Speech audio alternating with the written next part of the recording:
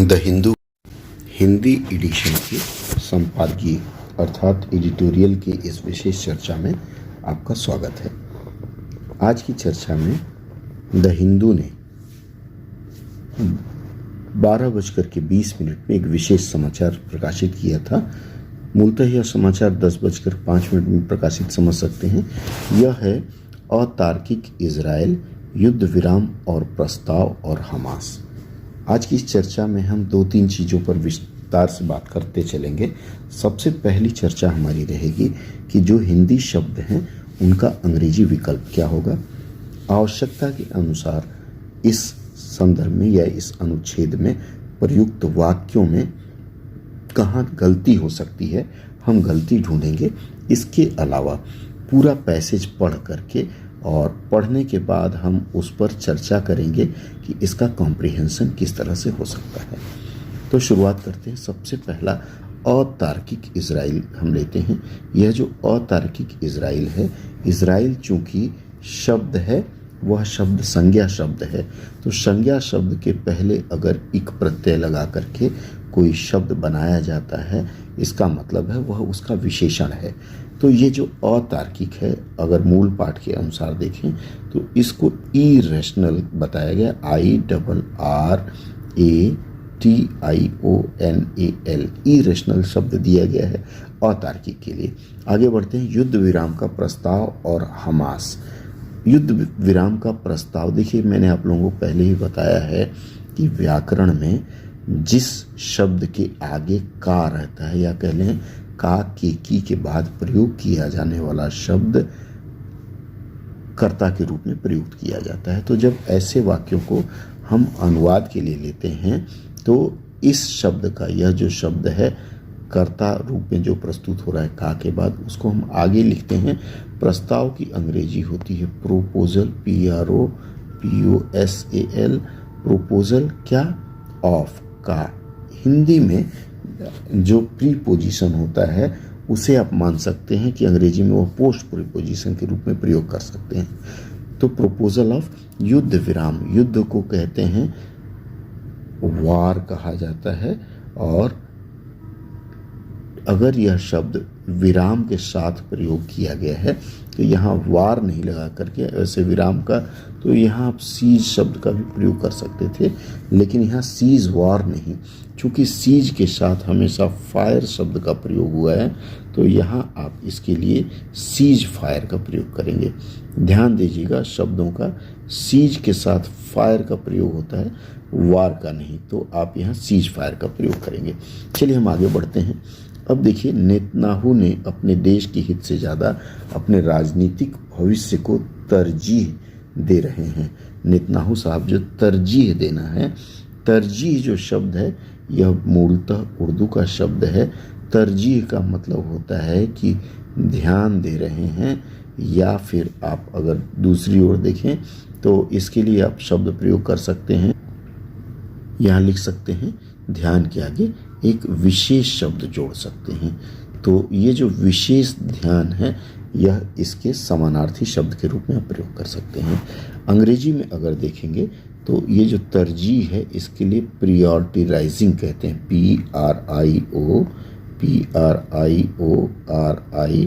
PRIORITISING, ये प्रियोरिटाइजिंग शब्द का प्रयोग कर सकते हैं।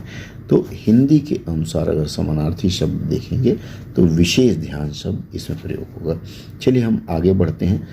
चूँकि अब हम इसको थोड़ा सा पढ़ के देखने का प्रयास करते हैं।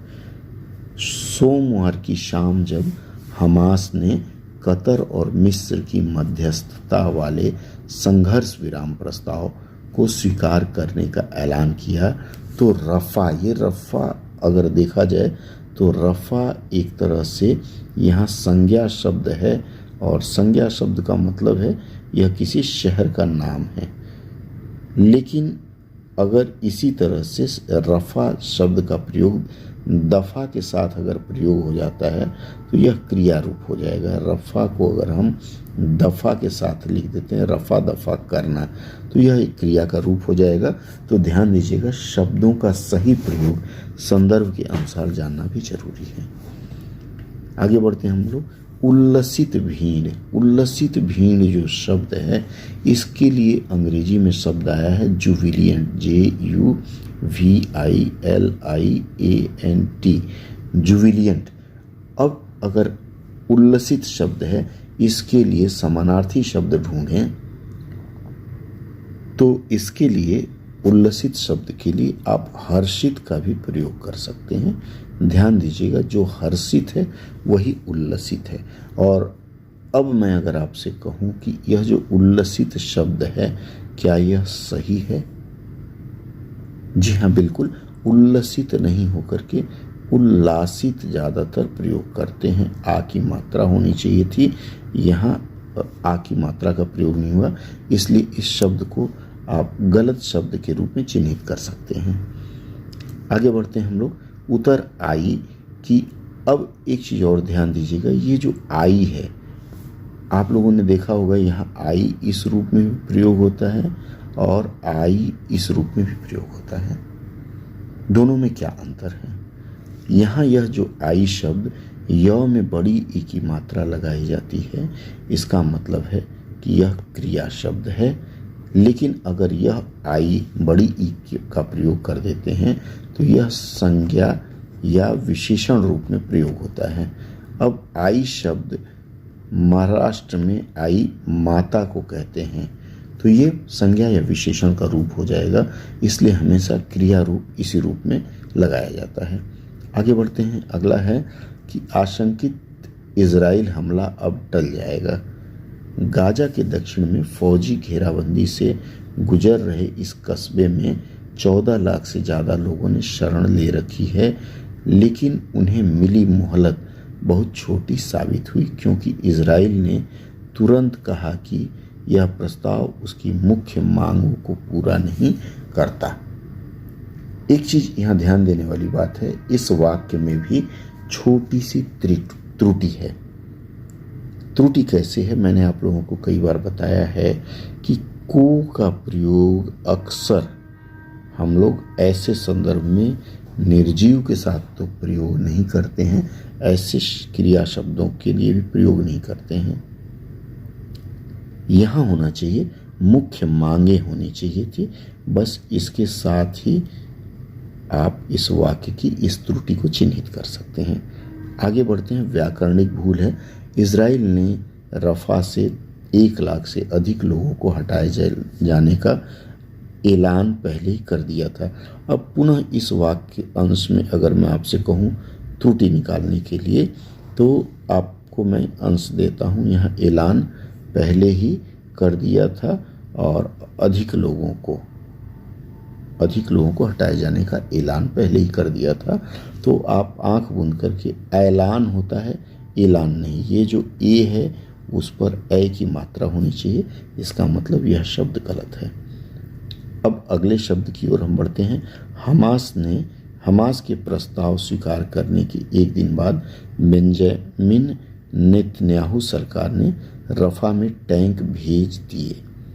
अब अगर मैं इस वाक्य में आपसे कहूँ कि कहाँ त्रुटि है तो भेज दिए की जगह दिया का प्रयोग होना चाहिए था, क्योंकि सरकार जो शब्द है वह एक वचन है और एक वचन अगर संज्ञा शब्द है तो उसके लिए क्रिया हमेशा एक वचन में प्रयोग होना चाहिए, बहुवचन रूप नहीं। तो यहाँ ये गलत है। उसके बाद आप देखें, अगर सही वाक्य क्रम की बात करें या भाषा क्रम की बात करें तो बॉर्डर क्रॉसिंग जो शब्द है अंग्रेजी के लिए चल जाता है, लेकिन बॉर्डर क्रॉसिंग अगर आप हिंदी में वाक्य लिख रहे हैं तो इसका प्रयोग करना अनुचित माना जाएगा। बॉर्डर क्रॉसिंग के लिए अगर आपको हिंदी में कोई शब्द देना हो तो क्या शब्द दे सकते हैं, यह जानना जरूरी। बॉर्डर का मतलब होता है सीमा या सरहद। सरहद, ये सीमा और सरहद ये दोनों समानार्थी शब्द हैं, आप पर्यायवाची शब्द का हिस्सा भी मान सकते हैं। तो यहाँ क्या लगाना होगा? Border crossing. इसके लिए हिंदी में शब्द है सीमांत। ये सीमा जहाँ सटता है उसे कहते हैं सीमांत प्रदेश। सीमांत प्रदेश आप लिख सकते हैं। यह बॉर्डर क्रॉसिंग के लिए उपयुक्त शब्द होगा। चलिए हम आगे बढ़ते हैं कि गाजा वाले हिस्से पर कब्जा कर लिया। अब व्यावहारिक रूप से इजराइल का गाजा के सभी प्रवेश बिंदुओं पर नियंत्रण है और उनमें से ज़्यादातर बंद है।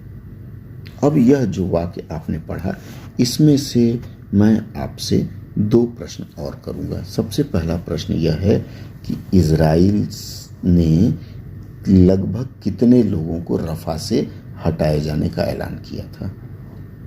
इजराइल ने रफा से लगभग कितने लोगों को हटाए जाने का ऐलान किया था? इस प्रश्न का उत्तर होगा लगभग 1 लाख लोगों ने। दूसरा प्रश्न है कि इजराइल के बेंजामिन नेतन्याहू क्या है? बेंजामिन नेतन्याहू इजराइल के क्या हैं? इसका जवाब होगा, जैसे अगर वाक्य पढ़ें तो बेंजामिन नेतन्याहू वैसे तो वहाँ के प्रशासनिक प्रमुख हैं पूरे राष्ट्र के, वहाँ के। आप चूंकि इस वाक्य के संदर्भ में अगर नहीं दिया हुआ है, आप देखिए कहीं भी नहीं दिया हुआ है, तो आपको ध्यान रखना है। या नेतन्याहू जी का तो आपको पता है, अगर ऐसा कोई संदर्भ आता है तो आप ऐसे संदर्भ में उनको सरकार संचालन कौन करता है, या तो राष्ट्रपति या प्रधानमंत्री, हमें स्पष्ट पता नहीं है, तो हम यह कह सकते हैं कि बेंजामिन नेतन्याहू साहब जो हैं वे वहाँ की सत्ता के संचालक हैं, सत्ता संचालक। और यह जो सरकार शब्द है, यह सरकार शब्द के लिए आप एक पर्यायवाची शब्द के रूप में सत्ता संचालक शब्द को चुन सकते हैं। एक और प्रश्न होगा कि ये जो रफा जो शहर है, रफा शहर किस देश में है? रफा शहर किस देश में है? तो रफा कहाँ पर है? हमास का एक शहर है। और उसके बाद कितने लोगों ने शरण ले रखी है गाजा के दक्षिणी प्रांत में? यह आएगा 14 लाख लोगों ने। देखिए, यहाँ आप वाक्य को पढ़ते गए, कॉम्प्रिहेंशन जिसे कहा जाता है कि वाक्य को पढ़ने के साथ साथ उसको समझना और समझ करके उस पर पूछे जाने वाले प्रश्न अपने मन में याद रखना। आज की चर्चा में मित्रों बस इतना ही। सत्र अगर अच्छा लगा हो तो आप लोग कमेंट बॉक्स में कमेंट करके मुझे बताएंगे। अगली चर्चा में फिर मैं कुछ नई चीज़ें इसमें जोड़ता चलूँगा, ताकि आपका व्याकरण संबंधित जो भी शंका हो उसका निर्मूलन होता रहे और आपकी हिंदी का अंश भी अच्छा बनता रहे।